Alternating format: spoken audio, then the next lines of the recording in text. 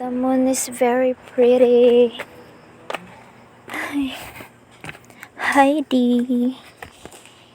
So today is May 12 and it's National Election Day.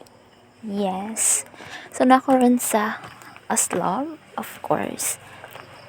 So yung may nag-wake up kanina around 5 kay para dali bitaw may mahuman. So basically naadumid to around 6. So nahuman mi pag 7 na. So dali ra kayo may nahuman kay sayo lagi mi.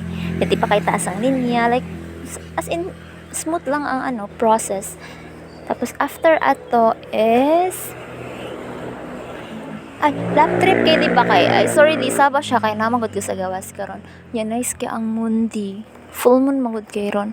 Tinga ko ba kay sa window bitaw sa kwarto kay kuan siya kanang ang bed niya i-open man ako ang curtain kay para wala lang i-open lang tapos ngit-ngit siya diba kay gabi good niya ni kalit bitaw naghayag full moon di ay nice kay siya di as in. So yun after sa election after sa so na ay pag-vote na mo kay kuan pag-vote page na di sa kay kana bitang piliun nimo nga ngalan kay kanang aesthetic lap trip kayo pero okay naman na may mga nailhan nga kuan mga candidates and after kay ayun nga lap trip kay di kay sa isa ka side sa mayor kay naa sila nagpundo sa gawa so bali free ang sa naman na ang breakfast sa isa ka side dito niya pagsud na mo after sa votings na apoy nagluto sa sud laipod nga side sa mayor ate niya sila mama kay dito sila nangaon sa katong sa sud kay mo man ilahang mayor pero ako kay wala ako ni kaon kay kaulion ako magbatak palagi tapos matupag uli nagduwa kami nila kuya ganon solo tapos if malustre kay trio na sad tapos solo na sad ay lustre ko di as in very lustre tapos as usual kay naaman si Kuya Eli it's ice cream day pag manggod every time nga mauli mi sa province tapos na si Kuya kay kana siya kanang part na siya sa amo ang nakasanayan na-crave pa ako ice cream di ba pag last niya wa ba ato na dayon puros di wait lang kay nag-aaway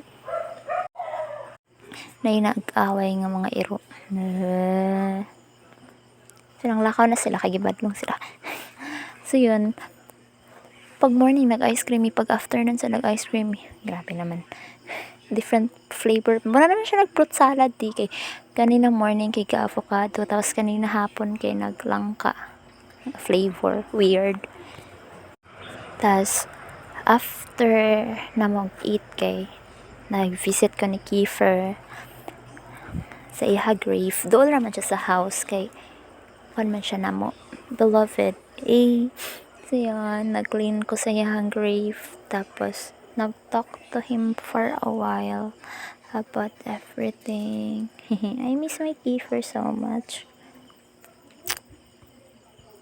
tas mauli mi karong kadlawon kay klase na sad tomorrow nya sure ko ugma kay draining na sad kayo kay wa bay klase karon so meaning one day ang nawala sa amo ang schedule niya na pinag naka-schedule nga activities diba so ending ana kay push through siya sa ugma sa the next day nga walay klase na ay klase so double effort na naman tayo tomorrow nya duka pa jud kay kinan ko matulog di pero insomnia kay ko these days I don't know why nga pero I don't know why nga tanga yeah laoy ka pretty jud sa moon so tsukigaki desu ka